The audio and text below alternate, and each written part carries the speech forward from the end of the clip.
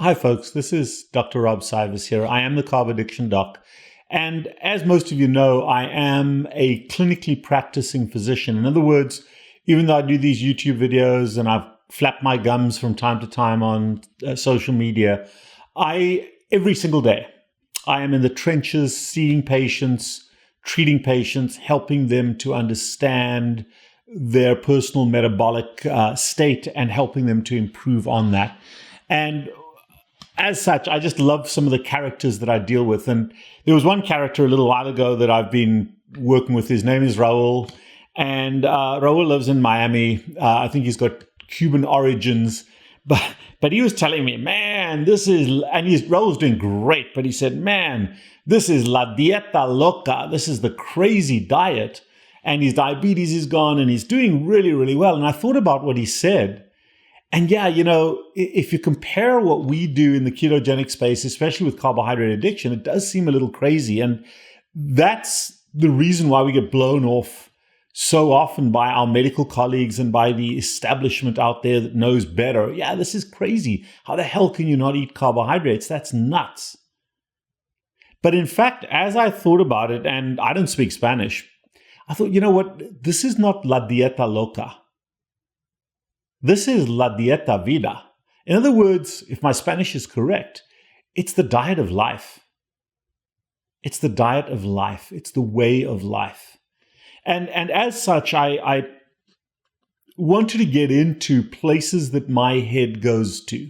So this video is really about places my head goes to from time to time when I'm struggling a little bit, when I'm a little bit down, and little things that inspire me that I've grown accustomed to, that I've built into the fabric of who I am, especially when I'm alone. And one of the interesting things is that one of the best places to be is by yourself, not in front of the damn TV watching Netflix. So many people say, I don't have time to work on myself. I don't have time to think. But they all have a Netflix subscription. They all spend hours and hours and hours in front of Netflix. When we got rid of our TV, we don't have TV. We don't have TV. It opened up so much time in my life. When I eat OMAD, when I eat one meal a day, that opens up so much time in my life. And I've learned to use that time creatively.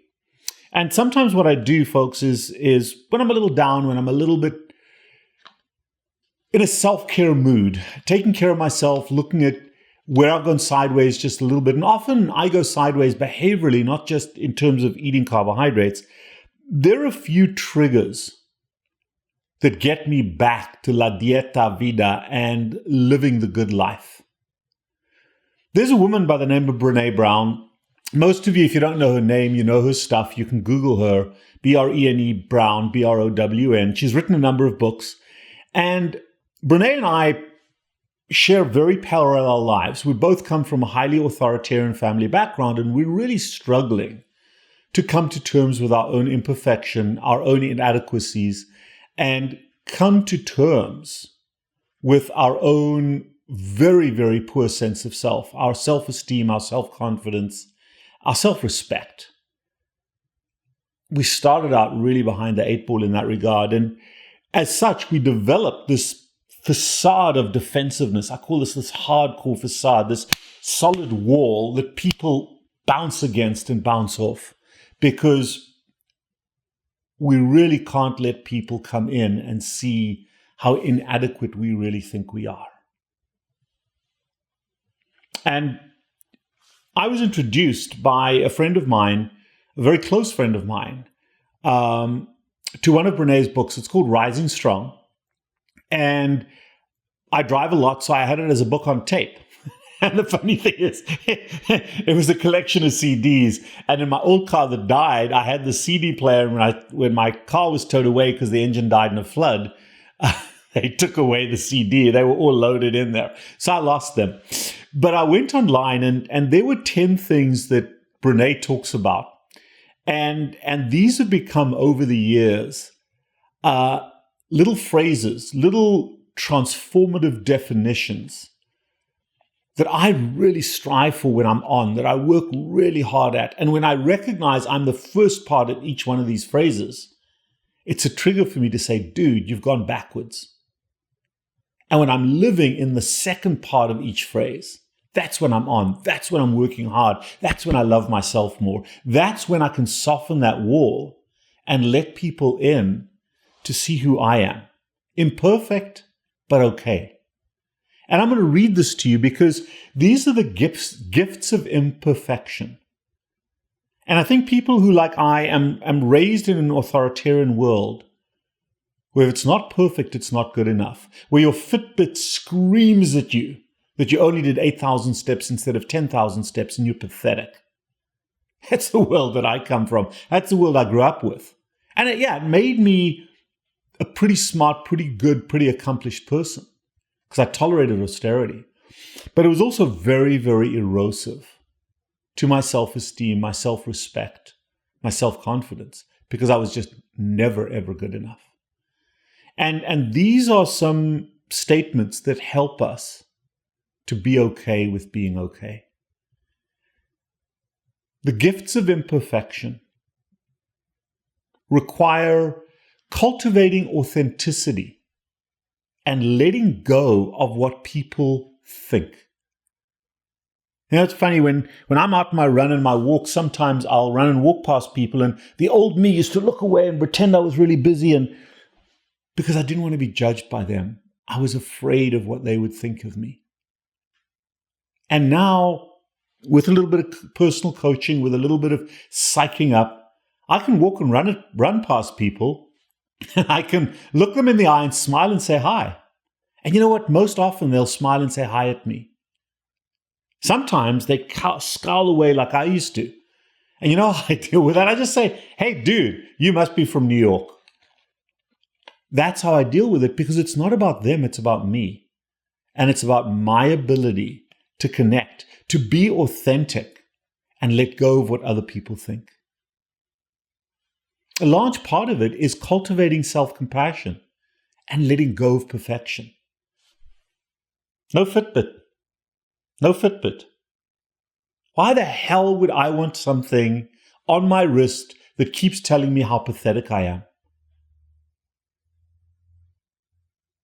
I had parents to do that for me. So no, I don't need that anymore. When I'm on my walk, it's about the fun of walking. It isn't about how long or how far or how fast. Cultivate compassion when it comes to things that you do for pleasure. And let go of perfectionism. As a surgeon, I need to be as perfect as I can be. Of course, that's work. But in what I do for me, it's about the compassion of being good enough if you put the effort in, not the outcome. Cultivating a resilient spirit, letting go of numbing and powerlessness. How often do you not get anxious when things aren't going well, and you ramp things up and you get going and you yell and shout at it? Because we get numbed when we feel powerless, and we act out and we get aggressive and we can't tolerate that imperfection.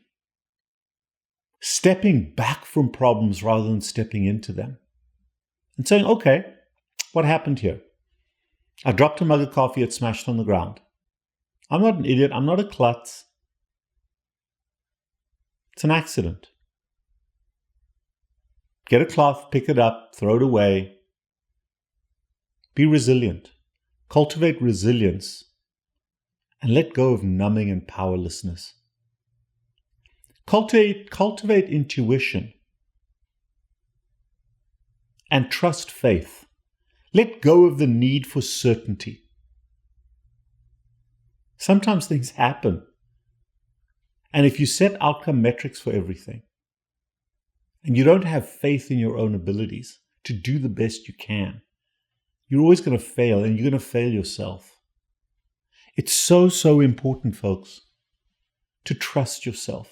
And if things don't go well, at least you did the best you could, if you put the effort in. Cultivate intuition, trust faith, and let go of the need for certainty. Think about diets. Every diet promises you massive weight loss. Lose 28 pounds in 10 seconds. I think that's the Nutrisystem motto. No, not quite. Sorry, Nutrisystem. But if the diet doesn't work, you let go of it. This one didn't work for me. This one did. It wasn't the diet that didn't work. They never do the first time. But if you keep putting the effort in, if you keep putting that effort in, slowly over time, you do transform yourself. Have the faith and the intuition and the humility to learn. Cultivate creativity. Let go of comparison. Elon Musk, the guy who, interestingly, has a similar lifestyle to me, except for one little issue. Grew up in South Africa, moved to Canada, went to university in Canada, then moved to the US. Have very, very similar background, very, very similar nerdy, kind of ostracized a little bit at school for being that guy. Except Elon did this and I did this. Other than that, we're pretty close.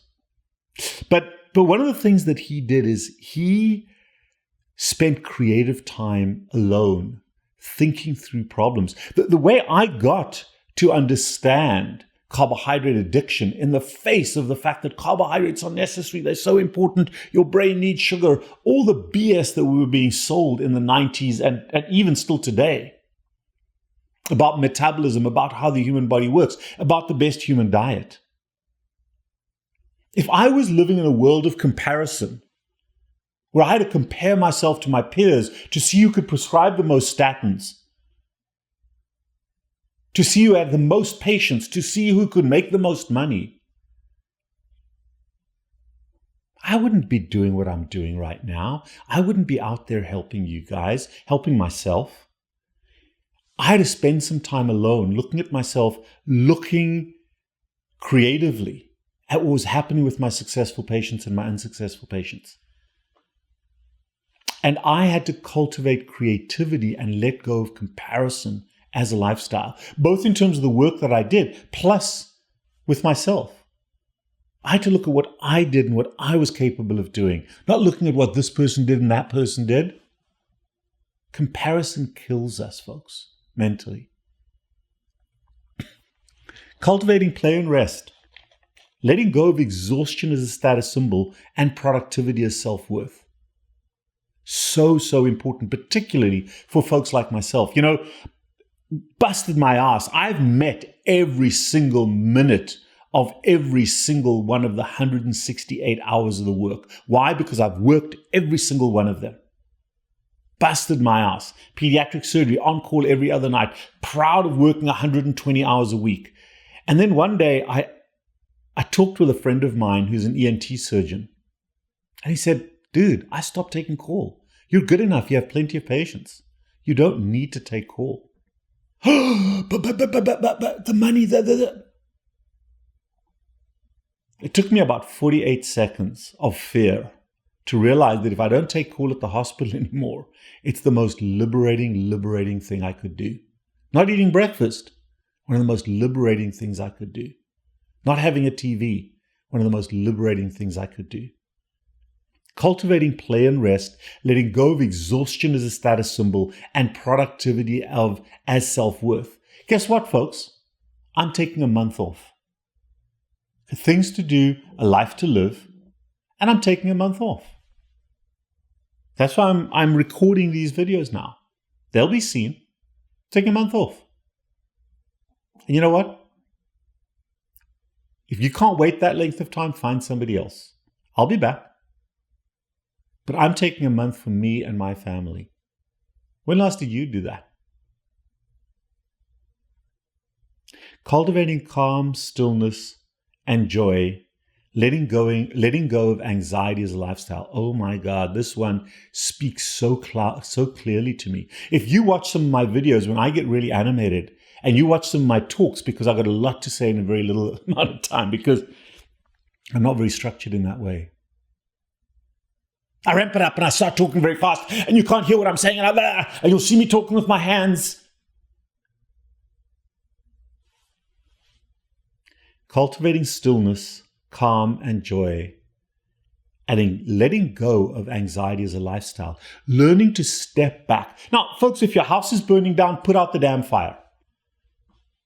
But for the rest, step back. Something upsets you. So you get a bad text, you get a bad email. Somebody yells at you, or somebody tells you something that upsets you, or you see something. Step back. Have a mind-cleansing moment. Clear your mind, clear your head. Let go of the emotion first. Do something to calm yourself that doesn't involve crystal meth or crack cocaine. If you know what sugar and starch in a snack is. Calm the emotion and then look at the fact. And then decide how best to deal with the facts, the issues, as they pertain to the situation. Very often you'll find you don't even need to deal with anything. But you're going to be so much more pragmatic, so much more effective, so much better at dealing with the issues if you can sweep aside the emotion and cultivate a calm, still, and joyful, positively focused demeanor to a problem, rather than knee-jerking a reaction because of your anxiety. Cultivating meaningful work, letting go of self-doubt and supposed to. Well, I've got all these patients, I'm backed up, I'm supposed to see them all. Yeah, I'm going to do the best I can. But my life comes first. I'm not supposed to do anything other than take care of myself. And if I take care of myself in the responsible way in which I was raised, I'm going to take care of other people around me. My patients, my family. But that's meaningful work where I can do my best for you. Not out of exhaustion and out of that, oh my God, I'm not going to have another patient. I'm self-doubt. Cultivate meaningful work, let go of self-doubt and supposed to. Cultivate laughter and song and dance, letting go of being cool and always in control. You know that dude that always looks great? I'm sure for those of you that are of a certain age, you know that Carly Simon song, You're So Vain? And everybody thinks it was written about them. Could apply. Sometimes being a little silly, being a little bit of an idiot. You'll notice in my talks, oh, I'm the white coat doctor. No, I'm not. I just wear scrubs because they're convenient. A little bit of a trademark, but it doesn't define who I am.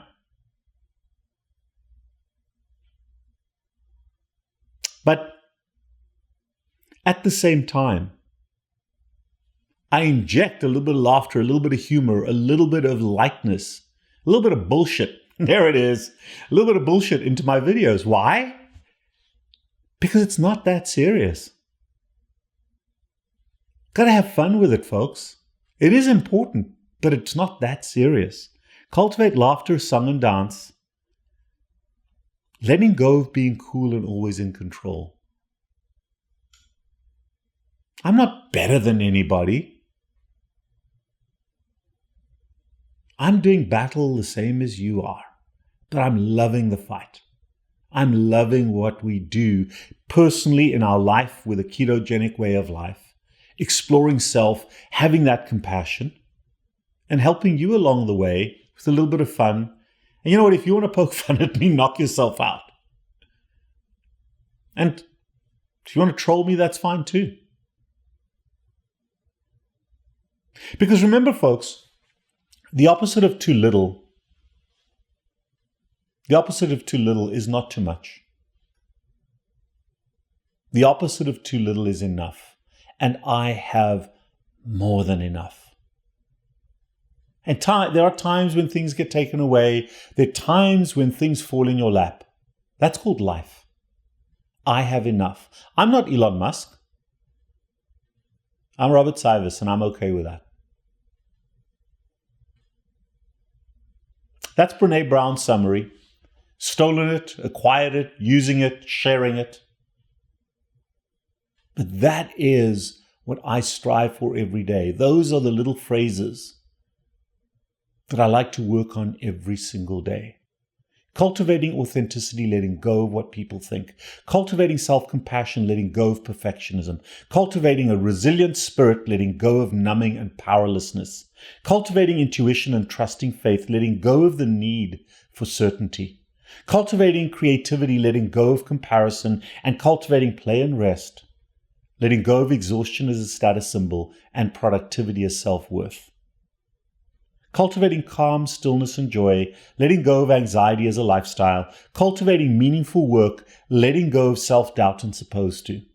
Cultivating laughter, song, and dance, letting go of being cool and always in control, because I am enough. And if I may indulge you, most of you will know the first verse of this, and then I've adapted the second verse. Grant me the serenity to accept the things I cannot change, courage to change the things I can, and wisdom to know the difference. Living one day at a time, enjoying one moment at a time, accepting hardship as the pathway to improvement, taking this imperfect world as it is, not as I would have it, trusting that good enough is good enough if the effort is put forth, that I may be reasonably happy in this life and content with my assets, mind, body, soul, and circumstance. That is the addict's prayer, and so relevant to what I do for a living. I hope this has helped. La dieta vida is what we promote.